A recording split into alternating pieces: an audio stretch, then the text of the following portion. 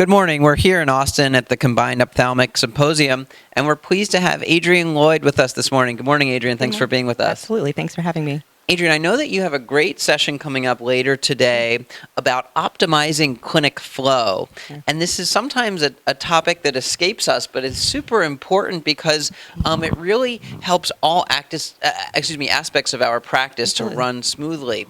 What are some of the real big points on this topic that you'll be speaking about? Sure, absolutely. So I'm at Duke. We came when we started about 4 years ago. I had a background in Lean and Six Sigma. So a lot of what we've done is really kind of taking a step and looking at the process in order to optimize the flow, and it really does have an impact improving, provider and staff and physician satisfaction. So our key things we're going to talk about today are just really highlighting 8 strategies. Some of my favorites are really doing spaghetti mapping, which is simply looking at your floor plans, your room layouts, where you've placed your equipment, and kind of following the patient, the staff, and the provider flow through the clinic and seeing where you may have bottlenecks. And sometimes just changing placement of equipment, supplies, and room assignments and those kinds of things can really, really impact your utilization and reduce frustration.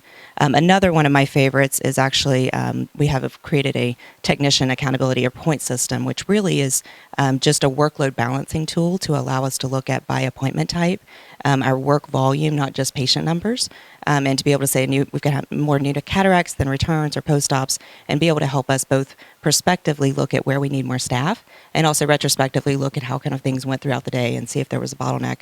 And then ultimately, I think one of the biggest things that impacts all practices, regardless of size, is template management.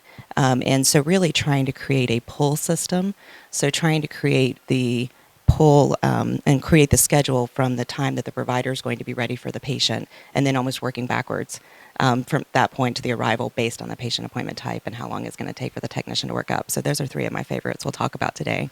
Those are some really, really great points. And I want to take each of those in turn. Sure. The first 2 topics that you mentioned about changing room assignments or changing equipment layout in the office can really make a big difference just in terms of the way people are creating traffic jams or bottlenecks as they're maneuvering around. And I think it's a great suggestion, and sometimes not as obvious to us, but it really makes good sense. I want to go to the third topic for a brief moment, because that seems like something really, really interesting that a lot of practices don't do. I know in my practice, we don't sort of do a backwards or a backwards forwards model, as you mentioned, for lack of a better terminology here, but instead kind of anticipate how long each appointment might be and then plan that way. What do you find are some of the advantages to the system that you described? Sure. And we had, I think every practice, and regardless of size, has we batched our patients. And so we tell them we all wouldn't need them to be here at, 8 o'clock or 8:30 so that we have extra time to get them ready. But really, the more that we're able to consistently train the techs and work up the patient so that it happens in a smoother way and you can more predictable way, then you can say, I don't need that patient to be here an hour and a half before. It only takes 30 to 45 minutes for the cataract workup. They can be here maybe 50 minutes before, give us a little bit of a buffer, but then that really reduces the wait time. It reduces the space you may need for your waiting rooms, and the patients are obviously much happier because they aren't having to spend the extra time. So really working backwards from when is the physician going to be ready for that patient, and building a schedule with different types of appointments throughout the morning to create that pull system is really key. And I think, Adrienne, that makes really good sense. I'm wondering, do you apply different templates or different systems for different physicians who may sort of work at different paces? Maybe Dr. A does a cataract pre-op in 20 minutes and Dr. B does a cataract pre-op in 40 minutes. Is that something that you'll incorporate? Absolutely. And so we work very closely with our providers, and even throughout the year and obviously throughout their career, as they start as new providers, their template needs to look a lot different than it does after they've been there for 6 months. So more news. But we really try to work with them, optimize the surgical yield. So how many more new patients do they feel they need to see? And some providers will say, I'm pretty happy with the type of patient mix I have, and we leave them alone as long as it's working. Sure. But really having those conversations on a regular basis is very helpful. But you absolutely have to customize it. That's great, Adrienne. I want to think about a follow-up issue here, Sure. and this is something that we in our practice find challenge with, and I'm sure other practices do too, and that is this.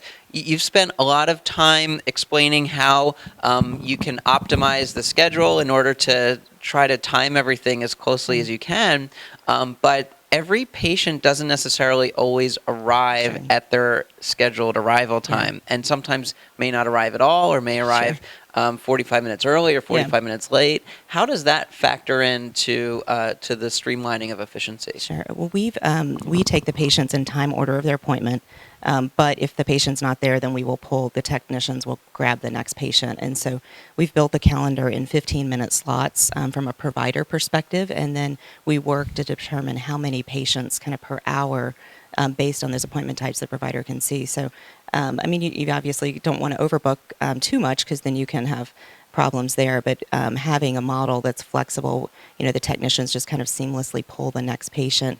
And ideally, if the patient, the one that comes late, hopefully this flow has been smooth enough the rest of the morning that you're able to work them in. It doesn't always work, Right. depending on how late or how complicated, but it's not a perfect system. But one of the things with, kind of Lean is really trying, if you can build a system to accommodate, hopefully maybe 80% of the population, then it gives you a buffer for the outliers that are bound to happen. And it seems like as long as you're building in a buffer to sort of anticipate some unexpected scenarios, maybe one visit taking longer than expected, or someone taking a longer workup, or it seems like building that into the schedule is appropriate too. Absolutely. Yeah. Absolutely. Well, Adrienne, thank you so much for Of course, sharing your expertise of course. on this. This has been a great topic Thank for you. us, and I appreciate your time today. Absolutely. Thank you. I appreciate it.